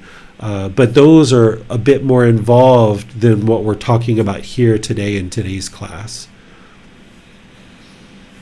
Sometimes just arriving late to work can arise discontentedness in the mind. So how can one deal with this? Okay, so see, these are some of the more simple ones that we're talking about today. So depending on where you live, depending on what kind of boss or what kind of employer you have, there's oftentimes this pressure to show up at a certain time. In some cultures, if you're 5 minutes early, you're already late. Even if you're 5 minutes early, you're already late. For some people, that's the way they look at it, right? So you've got to get used to understanding that you're not always going to be on time. And while with work, that's really significant and you need to make efforts to show up on time or early, you've got this whole private life where you don't necessarily have to put that pressure on yourself. So if I were you, I would train the mind to start talking with people when you make appointments in ranges. Instead of saying, I'll be there at 5 o'clock, say, I'll be there somewhere between 5 and 5:15. And then that gives you kind of a range in which to show up and the mind can feel more comfortable. Here in Thailand, when we make appointments, if we say I'm going to be there at 5, everybody kind of knows that we're making our best effort to get there at 5, but we don't put a lot of pressure on ourselves. Here in Thailand, you're not really late until like 5:15, 5:20. You don't even think about calling somebody and telling them you're going to be late until 5:15 or 5:20. But even when we think about being late here in Thailand, when you show up, you're not made to feel guilty or shameful that you've shown up at 5:15 or even 5:30. People just know that impermanence, and that's just the way the world works. And yeah, I made the best effort to show up on time. We don't even have to go through this long, drawn-out conversation when we show up at 5:30, explaining why we showed up at 5:30. I remember in America, if somebody was even 5 minutes late, there was like this long drawn out conversation explaining why we're late, because we're made to feel guilty or shameful that we've shown up at 5:05, for example. So you've got to let this go, that even if other people around you are putting this pressure on you to show up at a certain time, and that might be what the culture dictates, that doesn't mean that you need to adopt that same type of thinking and that same way of being. So when you make appointments with people, you can say, I'll be here between 5 and 5:15, and then make every attempt to show up at 5. But if you don't show up at 5, then just gradually, calmly continue to make your way towards that appointment. And if you show up at 5:05 or 5:10, then you're completely comfortable with that. So this is a one that people are oftentimes very challenged with. Now with work, it's very different, right? Like you would like to show up on time because this is a very important matter for a lot of workplaces to show up on time. But even here in Thailand, in professional environments, if your employees show up at 15 minutes after, 20 minutes after, that's still on time in Thailand. We don't have this enormous amount of pressure that we put on people to show up at a certain time. So it's not like that in every culture, but you don't have to adopt that same level of thinking. So find a way that you can feel comfortable with telling people you're going to show up at a certain time, and then just generally work towards that goal without putting a lot of pressure on yourself. Because if you were pressuring yourself to show up on time and you got in a car accident or you had another problem along the way, I don't think your friend or your boss is going to want that either. So just take your time and just, if you need to leave earlier, then leave earlier and just make your way towards certain things that you're doing. And if people are such sticklers for time, even your boss or friends, you might want to reevaluate whether it makes sense for you to work at this place, or whether it makes sense for you to have these friends that are trying to beat you up over the head because you showed up at 5:01 or 5:05. Personally, for me, if I had friends that were being disparaging or attempting to put pressure on me because I showed up at 5:05, I probably wouldn't make too many more appointments with those people, if any at all, because or I would try to sort out with them and help them understand that they shouldn't expect me to show up at a specific time. So you might have to reevaluate some of the relationships that you're in, or some of the jobs that we are maybe having, that if there's this real excessive pressure to show up at a specific time, this isn't going to produce peacefulness in the mind if you've got people pressuring you this way. Seems that Manal has a question. That's good to hear. Yes, Teacher David, I thought maybe if you can expand on the mind perhaps holding on to a sense of having to be accountable in this, in Vasim's example, for example, for coming to work late or waking up late and arriving to work late. While that can sort of be, one can slide with that a few times, it's not acceptable. And so your accountability and responsibility is, is doubted about what you can do and how you can perform.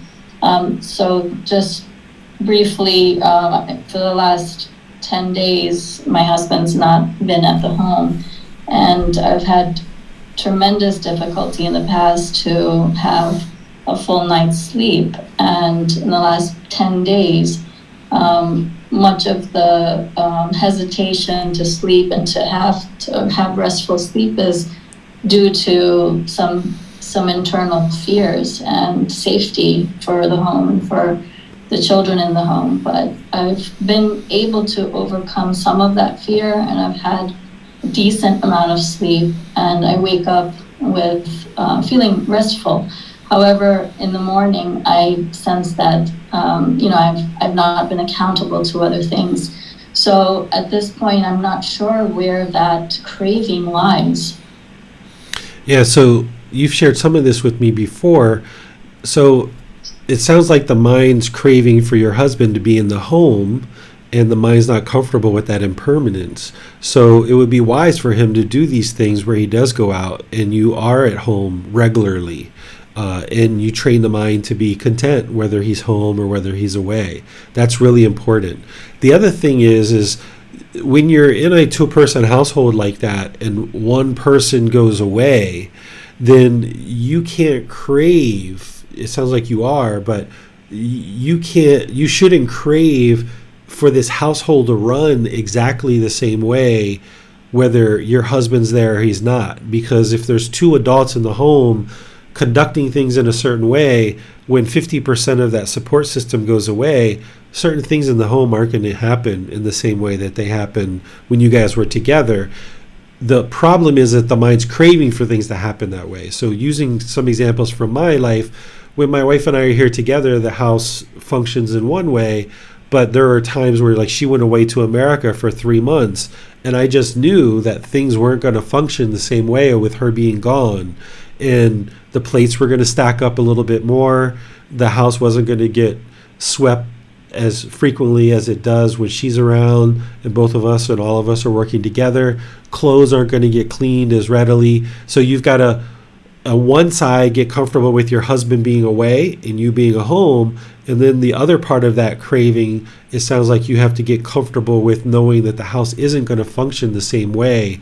And if you crave that permanence that it does function the same way with only one adult in the home doing things, then the mind's going to be discontent in that situation. So having your husband go away regularly like this would be really helpful for you.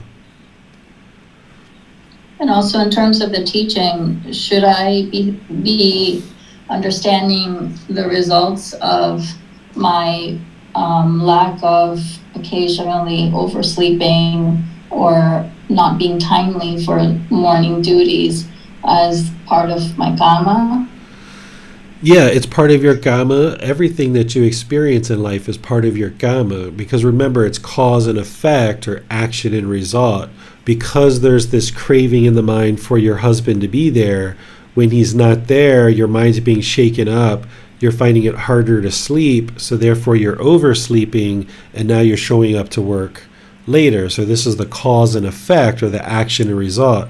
So by you eradicating this craving and getting comfortable with sleeping normally when your husband's away, then you can get your regular sleep and you can wake up and show up to work and other places at your normal time. That would be your gamma as well. So that's why by eradicating craving, anger, and ignorance, we improve our gamma, because we're now being able to function without this pollution of mind.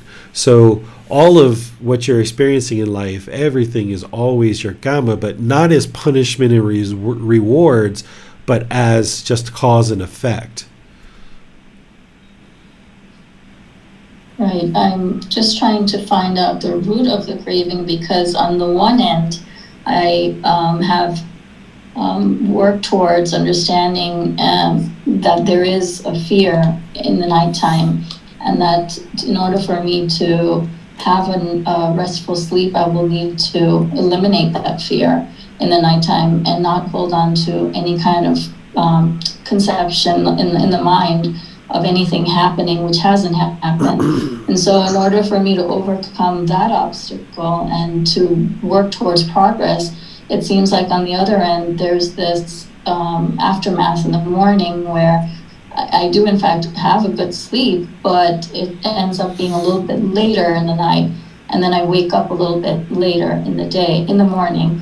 And so it seems counter, I'm not sure what the word is, but it seems like the morning should have a appropriate flow.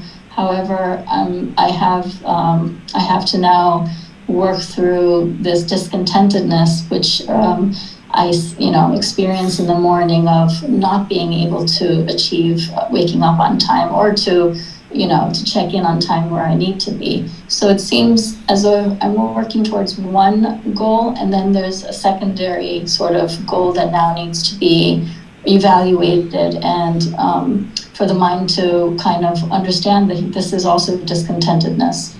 Yeah, I'm hearing multiple cravings there. One is craving husband to be home, right? There's craving to be always feel safe, and that you should feel safe. So you're craving to be in this world and craving to have this physical body be a certain way. There's craving to wake up at a certain time and wanting that permanent time to wake up. There's craving to be at work at a certain time and always showing up at that same time. So all of this stuff is all craving, desire, attachment that's leading to the discontentedness. So I would like to ask you a question, Manal. Do you and your husband sleep in the same bed together? Not all the time. No. Okay. That was going to be one of my suggestions to you, that oftentimes when couples sleep in the same bed together, the mind gets attached to being in the same bed with their partner, and then when their partner is away on some kind of trip, business trip or personal trip or what have you, the people have trouble sleeping because the mind's kind of used to the partner being there, and being in a bed alone isn't normal for the mind, and it has difficulty sleeping. So I was going to suggest that even when he's home, that you guys sometimes sleep apart from each other to train the mind to experience that impermanence and be content with it.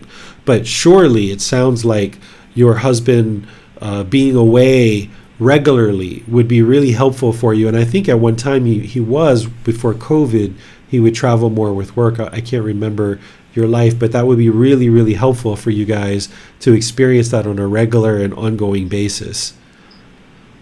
Yes, that's a really great reminder, and to continue to practice that and to have those experiences occur where I don't have, where he is not in the home in an expected sort of night or day schedule.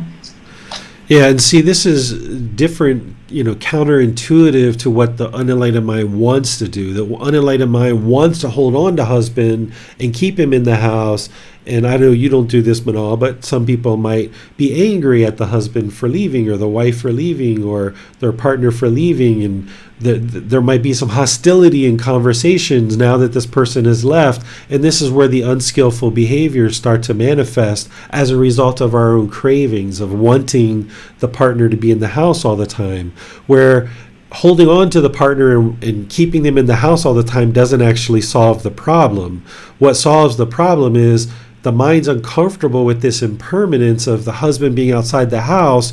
So you know what? Let's keep having the husband leave the house on a regular basis until the mind submits and it lets go of this craving, and it can maintain its contentedness whether the husband is in the home or outside the home. And this is how you liberate the mind from this craving. As long as we try to hold on to husband and keeping him in the house, that actually keeps the craving going.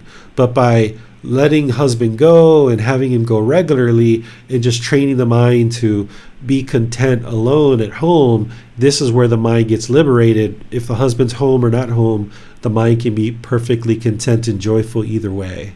And that's what you would like to work towards. And the only way to get to that is to have husband leaving regularly. I really appreciate your thoughts shared here. Thank you. You're welcome. We have another question from T on Facebook. She's asking, our healthy physical body is the only thing that helps us stay in this mindfulness until our death, isn't it? How can we take care of our health without having attachments to the physical body? How can we do it? Right, so this is all about the middle way. If you remember chapter 6, T, when we talked about the middle way, what craving, desire, attachment is holding on really tight, right? And this mental longing, wanting to be perfectly healthy all the time. And there's this longing and strong eagerness for health. That isn't healthy, and it's not sustainable because you can't maintain permanent health.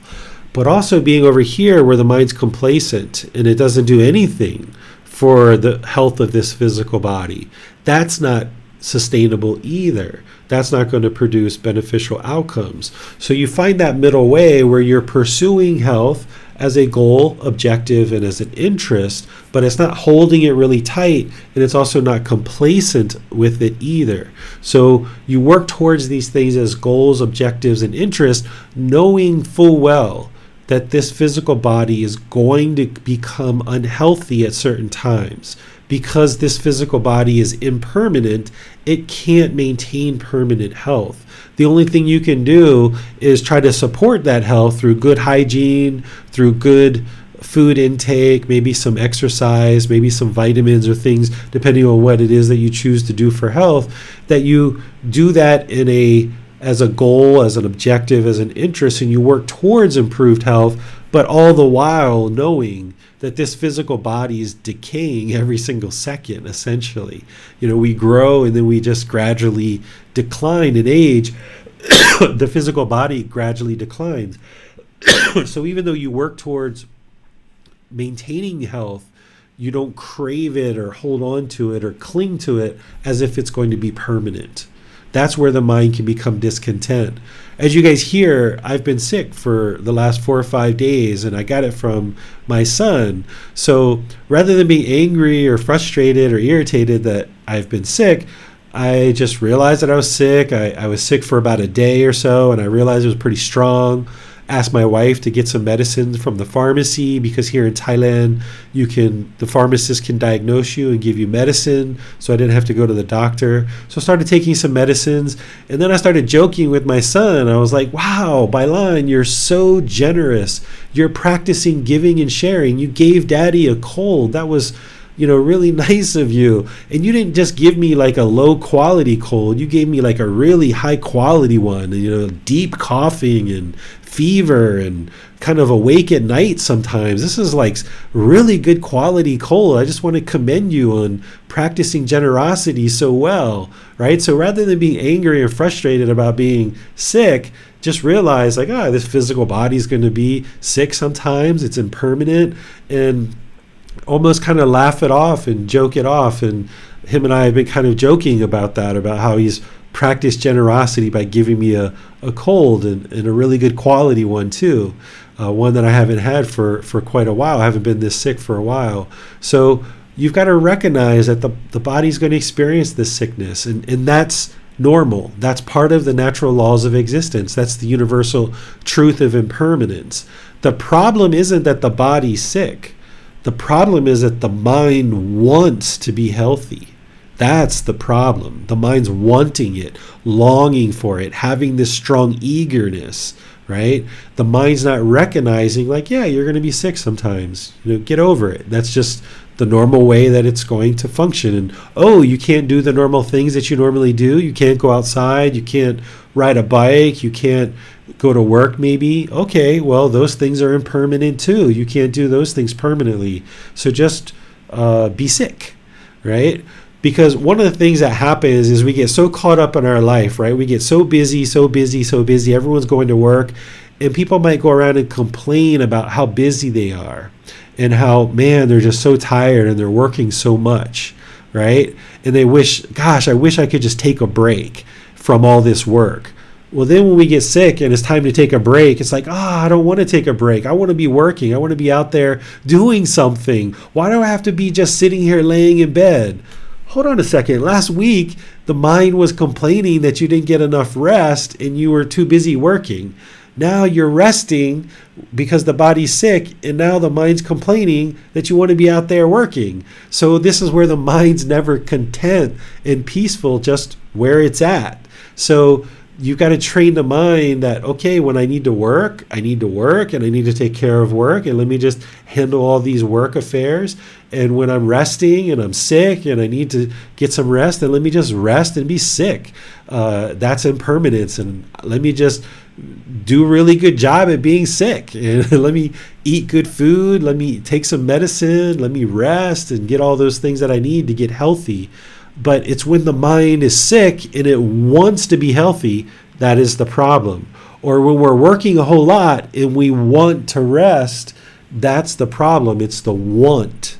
So we've got to find that middle way where we can be peaceful, calm, serene, and content with joy, pursuing things as a goal, an objective, or an interest, just being satisfied with what is. The body's sick? Okay, that's fine. Let me apply some wise decision making in order to have this sickness be as impermanent as possible. Let me work towards improved health. And then when you're healthy, you should just always know at some point you're going to get sick, because that health is impermanent. You should be expecting it. When you get a cold, it's like, oh, that makes sense. The body's impermanent. I can't be permanently healthy. So it's when the mind wants permanence, permanent health, or permanent relaxation, or permanent wealth, or permanent money, or they want our partner to be with us permanently, or our children to be with us permanently, or any of that permanence that the mind's craving. That's when the mind experiences discontentedness. So we got to let all that go and realize that all this stuff is impermanent, and just pursue it as a goal, objective, or an interest. Ali writes, I have a coworker who I have an aversion towards him because of his work ethic. He comes to work late, leaves early, take long lunch break, and constantly looking at the phone. Please advise, how should I manage my discontentedness towards this coworker? The current situation at my work is we do not have a direct manager. That's why he is able to get away with it. Okay, so think of it this way.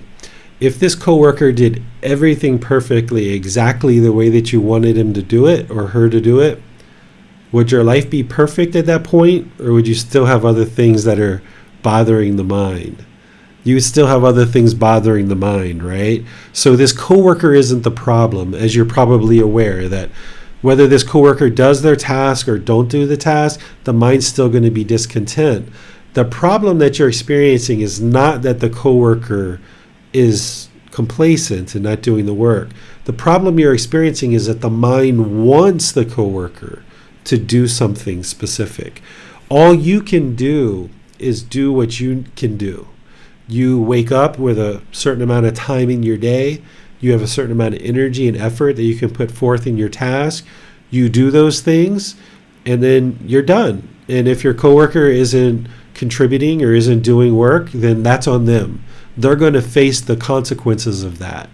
But you sitting there being discontent because of what someone else is doing or not doing, it's only causing you problems. So you've got to let go of wanting your coworker to function in a certain way, because your coworkers are never going to function the way you want them to function. Never, never, never. They're never going to function the way you want them to function. So you've just got to realize that you're working at this place. You have certain roles and responsibilities. You're going to fulfill those to the best of your abilities, and then you're going to experience the results of having fulfilled your roles and responsibilities accordingly. And they're going to experience the results of them not fulfilling their roles or responsibilities accordingly.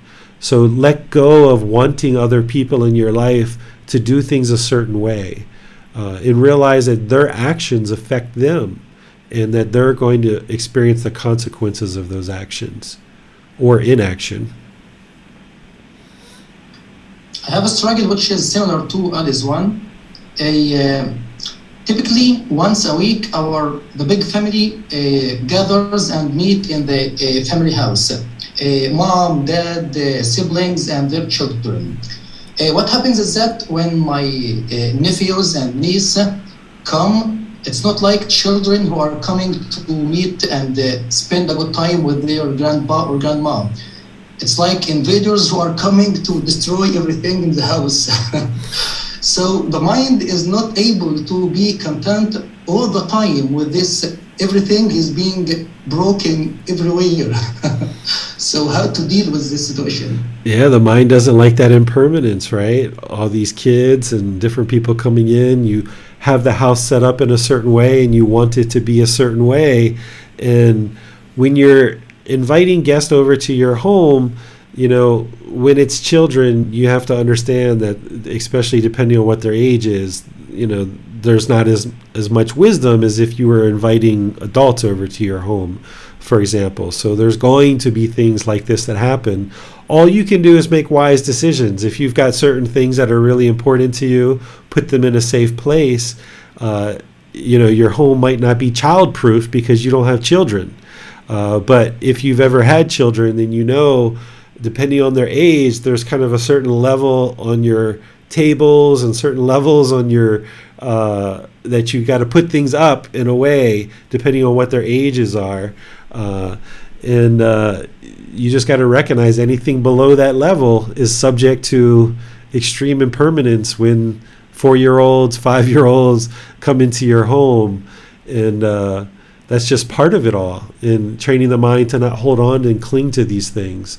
But of course, there's certain things in people's homes that they like to keep nice, and that's where if you have this wisdom that young children are coming over and these things are easily broken and you'd like to keep them, then you just put them away until they're gone, and then once they're gone, you put back those things to the place that you would normally have them. That's the way that I would handle it if I was you, because you're not going to be able to control these children to function in a certain way. If their parents aren't able to do that, then you're not going to be able to do that. So rather than try to control the people, put your objects, the things that you would like to keep safe, put those away. That would be something that you do have the ability to protect. Many thanks, teacher. No more question for today. All right. Well, there wasn't as many examples along this line as I thought there might have been. I didn't have any expectation of what there should or shouldn't be, but I thought we might have some more examples along these lines. But I think that you guys at least understand, you at least understand what it is that I'm sharing with you guys, is that this discontentedness is the red light. That's the red light on the dashboard telling you, of course, that you're not yet enlightened, but it's also telling you that there's craving, desire, attachment there. And once you let go of the discontentedness, you can then reflect and look internally and see what craving, desire, attachments that are there that have caused this discontentedness. And if you can uncover those, that's where you can get to liberation. Because if you just keep sweeping the dust under the carpet, and every time you get angry, you just get angry, and you're like, oh, well, I was angry, or oh well, I was frustrated, or oh well, I had fear, or oh well, I was bored, or oh well, I was shy, and you just keep looking past it. You're not really addressing the real problem. So when you experience this discontentedness, this red light on your dashboard, pull over, pop open the hood, look internally, and see what were the craving, desire, attachments that led to it. And as you go in your life over 6 months, a year, 2 years, there's going to be certain things that are causing discontentedness. And early on, there's going to be more situations that are causing discontentedness. But as you start eliminating those craving, desire, and attachments, the discontentedness is going to get further and farther between. You're going to have these longer and longer periods of peacefulness and calmness in the mind. As you need help to identify what your craving, desire, attachments are, you have these 4 methods: asking questions in classes, sending a private message, posting in the Facebook group, or reaching out for personal guidance, and I will help you to identify what these cravings are. And there's certain ones that you really need to put a real specific plan in place to be able to address it and eliminate it. And that's what's really producing the peacefulness in the mind, is the elimination of the craving, desire, attachment. There's this misunderstanding or this misperception that it's meditation that's going to get you to enlightenment. Meditation is just one tool to train the mind to get rid of craving, desire, attachment. It's craving, desire, attachment that's causing the discontentedness. So you've got to eliminate that. Meditation is just one tool to help us do that, but also generosity, and also what I'm sharing with you here today to more actively identify through analysis of the mind what these cravings are, and then putting a plan together to actually eradicate them from the mind. So be sure to look at this. If you haven't read the chapter, be sure to read the chapter either before or after class, or maybe both, before and after, so that you can see what I wrote there and then ask for any help that you'd like along the way. Next Sunday, we're going to be in chapter 14, which is a relatively short chapter. I think it's only 2 or 3 pages long, so it's a really easy read. It's about cultivating healthy mental states. This is loving kindness, compassion, sympathetic joy, and equanimity. These are called the Brahma Viharas. These are 4 healthy mental states that every practitioner would need to cultivate and practice in order to attain enlightenment. So we're going to be discussing what those 4 mental states are and how to cultivate them in your life practice so that you can then practice with loving kindness, compassion, sympathetic joy, and equanimity. We'll be doing that next Sunday. This Wednesday, we're going to be doing breathing mindfulness meditation together in our class on Wednesday.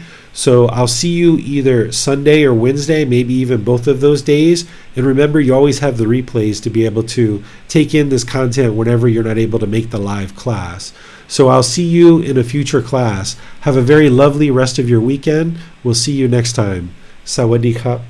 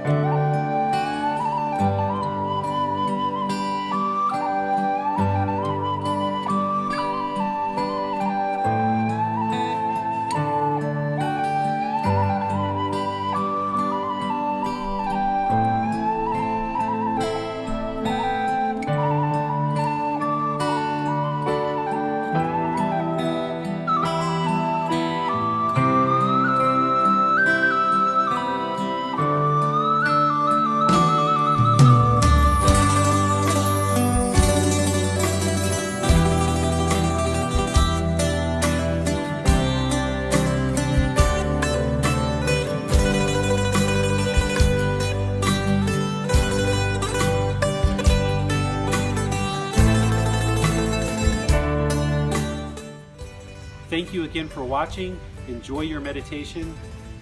Look forward to seeing you online and answering any questions that you might have. Thank you so much.